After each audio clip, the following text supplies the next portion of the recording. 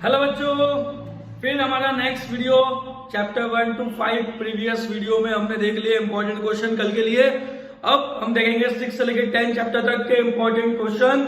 कल फिजिक्स में क्या आने वाला है बच्चों, आप लोग इनको रिवाइज करके जाएंगे, ठीक है। फिर बताएंगे कि कैसा गया आपका पेपर बच्चों, ठीक है। तो अब आता है हमारा नेक्स्ट चैप्टर, चैप्टर 6। तो जो चैप्टर 6 है हमारा वो कौन सा है बच्चों, इलेक्ट्रोमैग्नेटिक इंडक्शन।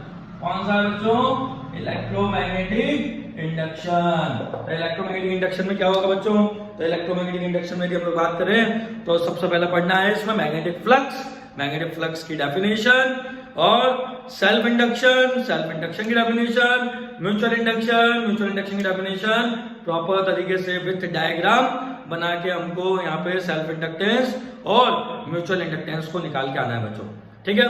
तो इसमें एक इंपॉर्टेंट डेरिवेशन होता है self inductance of long solenoid.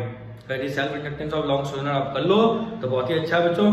बाकी इसमें जितने भी छोटी डेफिनेशंस हैं, छोटे फॉर्मूले हैं, वो आप लोग लर्न कर लेंगे बच्चों चैप्टर 6 में। इसके बाद आता है आपका चैप्टर 7, और चैप्टर 7 आता है आपका एसी, अल्टरनेटिंग करंट। और अल्टरनेटिंग करंट में अभी तक क्वेश्चन मिल रहा है मुझे, कौन सा मिल रहा था अभी तक, एकदम डायरेक्ट बात करूं एलसीआर। सबसे ज्यादा नंबर में मुझे मिला है एलसीआर सर्किट। एलसीआर सर्किट हमको करके जाना है, एलसीआर पूरा करके जाएंगे। बाकी अब शुरू से बात करो, नहीं तो एकदम से बोलेंगे बच्चे और ये तो सारा एलसीआर एकदम से आ गया, ये एलसीआर कैसे आ गया। तो यदि इसमें हम देखें तो सबसे पहले IRMS, VRMS, इनका फॉर्मूला याद होना चाहिए बच्चों, है ना। IRMS का फॉर्मूला क्या है, I0/√2, ERMS E0/√2। Average current complete cycle में कितना होता है, 0 होता है, ठीक है। थोड़ा आप लोग फेजर डायग्राम देख के जाएं। इसके बाद इसमें जो छोटी छोटी टर्म्स आती है, जब हम सिंगल सर्किट पढ़ते हैं, L अलग, C अलग, R अलग, तो जब हम लोग प्योर कैपेसिटेंस पढ़ते हैं तो वहां पे आता है कैपेसिटिव रिएक्टेंस, जिसको आप लोग बताते हो ओमेगा C से, ठीक है। और कैपेसिटिव रिएक्टेंस सॉरी XC से, और XC कितना होता है 1/ωc, ठीक है। आप लोग जो पढ़ते हैं XC = 1/ωc, वैसे ही पढ़ते हैं आप इंडक्टिव रिएक्टेंस जो पढ़ा होगा, कैपेसिटिव रिएक्टेंस भी पढ़ा है आपने, ठीक है। तो इनकी डेफिनेशंस, इनके फॉर्मूले याद रखना। इसमें सबसे एक इंपॉर्टेंट क्वेश्चन भी आता है इसी पे बेस कि जो कैपेसिटर है वो तो हमने पढ़ लिया, लेकिन यहाँ एक कैपेसिटर बनता है, व्हाई कैपेसिटर ब्लॉक्स डीसी। जो कैपेसिटर है वो अपने अंदर से क्या करता है, डीसी को फ्लो होने से रोकता है। तो इसका ही फॉर्मूला है XC = 1/ωc 2πfc, और डीसी के लिए फ्रीक्वेंसी कितनी होती है 0, और डीसी के लिए फ्रीक्वेंसी होती है 0, तो XC कितना होता है infinite. That's why capacitor blocks DC, ठीक है। तो ये क्वेश्चन जो है वो भी आप इसमें कंप्लीट करके जाएं, है ना। एलसीआर तो बच्चों देख लो, कर लेना है। इसके बाद एलसीआर के बाद आपको और है तो ट्रांसफार्मर कितने टाइप के होते हैं, 2 टाइप के, एक स्टेप अप और एक step down transformer. Step up transformer, step down transformer, उसका प्रिंसिपल है ना, उसका कंस्ट्रक्शन, उसकी वर्किंग बहुत अच्छे से करके जाना है, और यदि मिल गया तो छाप के आना है ट्रांसफार्मर को, ठीक है बच्चों। तो ये हो गया आपका कौन सा, चैप्टर 7 एसी। इसके बाद सबसे छोटा सा एक चैप्टर आता है चैप्टर 8, जिसका नाम है इलेक्ट्रोमैग्नेटिक वेव्स। क्या करेंगे इलेक्ट्रोमैग्नेटिक वेव्स में, तो जितने भी वो इलेक्ट्रोमैग्नेटिक स्पेक्ट्रम है, इलेक्ट्रोमैग्नेटिक स्पेक्ट्रम में जितने भी पार्ट हैं, जितनी भी टाइप्स की वेव है, microwave, radio wave, X rays, visible light, ये जितने भी है आपको इन सबके यूज पढ़ के जाएंगे आप लोग बच्चों। और उसमें सबसे अच्छी बात है कि सबसे पहला ही टॉपिक होगा एक डिस्प्लेसमेंट करंट, और इस डिस्प्लेसमेंट करंट की डेफिनेशन पढ़ के जाना बच्चों। क्या होता है डिस्प्लेसमेंट करंट, किसको बोलते हैं डिस्प्लेसमेंट करंट, और इसकी डेफिनेशन अपने को क्लियर होना चाहिए बच्चों। तो ये आपका फिजिक्स का वैसे भी फर्स्ट पार्ट अब इसमें कंप्लीट हो गया आपका।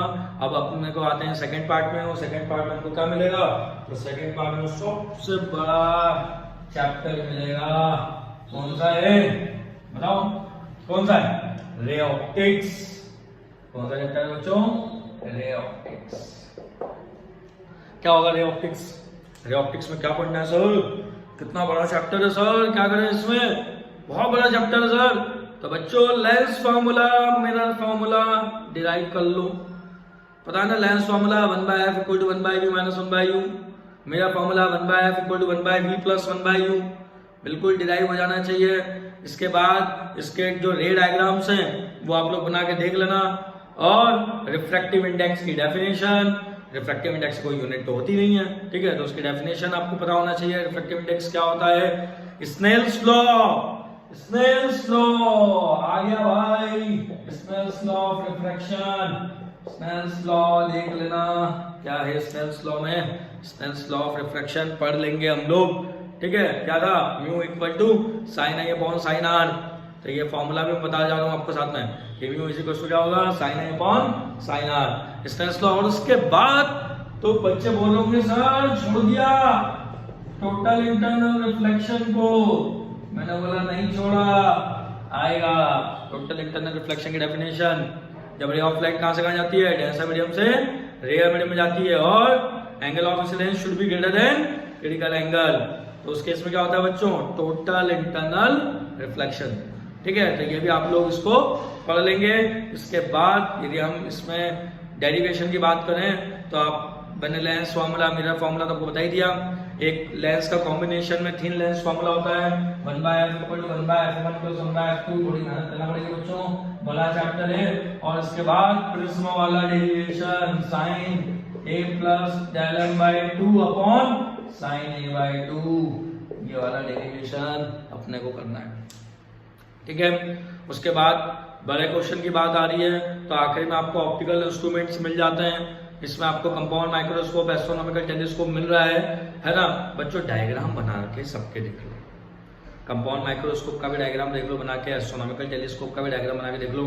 और उसके बाद हमको क्या निकालना है उसमें, magnifying power. Most probable astronomical telescope आ सकता है, ठीक है, क्योंकि उसकी डिमांड काफी ज्यादा रहती है। तो लेकिन हमको डायग्राम तो बना के देखना है बच्चों, है ना। डायग्राम जितना नीट एंड क्लीन बना के देख सकते हो, एक बार दो बार प्रॉपर आ जाएगा आपको समझ में, कोई दिक्कत नहीं आएगी उसमें, ठीक है। तो ये बच्चों आपका कौन सा टॉपिक हो जाएगा, कौन सा चैप्टर हो जाएगा, रे ऑप्टिक्स। और रे ऑप्टिक्स के बाद बच्चों नहीं, रे ऑप्टिक्स में एक चीज और छूट रही है, power of lens, power of lens, power of lens, ऐसा इंग्लिश डायोप्टर याद करना है बच्चों। डेफिनेशन पावर ऑफ लेंस मैं बोल रहा हूँ बार बार, छोटी छोटी डेफिनेशन सारे क्लियर रखेंगे तो कल का पेपर बहुत अच्छा जाएगा, है ना। क्योंकि हम डेरिवेशन तो कर रहे हैं लेकिन डेफिनेशन विद ऐसा यूनिट्स हमको करना है। तो ये हो गया आपका पावर ऑफ लेंस। के बाद हमारे पास आता है कौन सा बच्चों, वेव ऑप्टिक्स। क्या आ जाएगा हमारे पास, वेव ऑप्टिक्स। वेव क्या पढ़ेंगे वेव में, क्या आता है वेव ऑप्टिक्स में, तो वेव ऑप्टिक्स में आने वाला है, क्या आने वाला है, हाइजन की theory, Huygens theory of secondary wavelet आएगा, Huygens theory of secondary wavelets. Huygens की थ्योरी पढ़ा लो बच्चों। Each point on a wave front act as a source of secondary waves, उसने बताया था कैसे वेव फ्रंट आगे बढ़ता है, ठीक है। तो ये आप लोगों को देखना है, हाइजन की थ्योरी पढ़ लेना। इंटरफेरेंस डिफ्रैक्शन डेफिनेशन पढ़ लेना, इंटरफेरेंस वर्सेस डिफ्रैक्शन पढ़ लेना, ठीक है। अब डेरिवेशन तो इसमें बच्चों वो भी है, कौन सा, देखो सीबीएसई में तो वो दो क्वेश्चन में से एक क्वेश्चन बैठता था, reflection on the basis of wave theory, refraction on the basis of wave theory, है ना। लेकिन अपन यहाँ पे उसको इतना इंपॉर्टेंट नहीं मानते हैं, लेकिन इंटरफेरेंस में condition for constructive and destructive interference कर लेना बच्चों, एक डेरिवेशन जो कि जिसमें आपको ब्राइट फ्रिंज और डार्क फ्रिंज की कंडीशन निकालना पड़ती है, आप वो क्वेश्चन थोड़े से देख लेना अच्छे से। कोहेरेंट सोर्स की definition, condition for source to be coherent, ठीक है। कोहेरेंट सोर्स क्या होता है और क्या उसकी कंडीशन होती है कोहेरेंट होने की, जरूर देखेंगे, ठीक है बच्चों। तो ये चीज आप लोग ध्यान रखना। अब इसमें और क्या जा सकता है, तो अधिकतर अपन ने देख ही लिया कि जो छोटी छोटी डेफिनेशन थी वो तो आपको देखना ही थी। इंटरफेरेंस, डिफ्रैक्शन, बिल्कुल डिफ्रैक्शन में देखो एक डेरिवेशन है ड्यू टू सिंगल स्लिट। अब देख लेना आप लोग, इंटरफेरेंस वैसे मेरे हिसाब से ज्यादा सही है, इंटरफेरेंस का डेरिवेशन आपको आता भी होगा और अच्छे से कर सकते हैं, ठीक है। तो ये हो जाएगा बच्चों आपका कौन सा, ये हो गया आपका हाइजेंस थ्योरी के साथ वेव ऑप्टिक्स। तो ये वेव ऑप्टिक्स वाला पार्ट आप लोग कंप्लीट करके फिर आप लोग प्रोसीड करेंगे आगे। जो चैप्टर्स आ रहे हैं वो हैं छोटे छोटे चैप्टर, कौन सा, ड्यूल नेचर, एटम, न्यूक्लियाई और सेमीकंडक्टर। तो नेक्स्ट वीडियो में बच्चों हम लोग इन 4 चैप्टर के क्वेश्चंस को डिस्कस करेंगे। ओके बच्चों, मिलते हैं, बाय बाय।